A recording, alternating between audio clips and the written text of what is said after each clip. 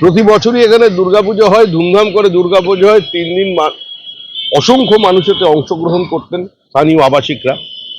প্রতিবারই আমাদের আদালতের দ্বারস্থ হতে হতো, কারণ এখানে অন্য সম্প্রদায়কে ভাড়া দেওয়া হতে পারে। এখানের কোনো প্রাক্তন আধিকারিকের স্ত্রী, তিনি সমস্ত কিছু ফেসিলিটি এনজয় করতে পারেন, কিন্তু এখানকার আবাসিকরা যে সনাতনী দুর্গাপুজো করছে কয়েক বছর ধরে, সে পুজোটাকে যে কোনো উপায় বন্ধ করে দিতে হবে। কারণ এখানে যারা পুজো করেন তাদের মধ্যে বেশ কয়েকজনের সঙ্গে বিজেপির একটা সরাসরি যোগাযোগ আছে, বা তারা প্রকাশ্যে রাজনীতি করে। তাই যারা রাজনৈতিক কর্মী, তারা কোনো দুর্গাপুজো অর্গানাইজ করতে পারবে না যদি তৃণমূল কংগ্রেস না হয়। সেই জন্য ভদ্রভাবে এখানে একটা প্রতীকী ঘট পুজো করা হচ্ছে।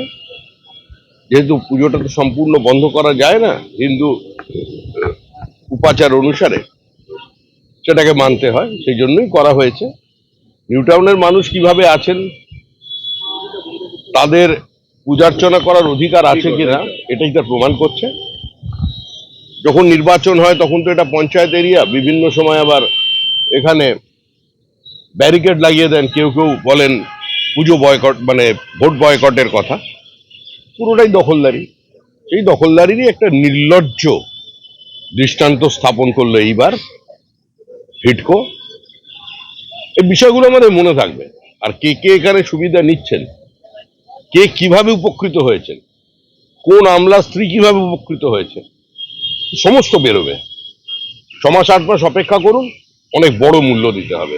দুর্গাপুজো বন্ধ করলেন তো জোর করে, এর প্রতিক্রিয়া কি হয় এটা 7-8 মাস পরে বুঝতে পারবেন। বাংলা খবর, আপনার রাজনীতি, আপনার আওয়াজ।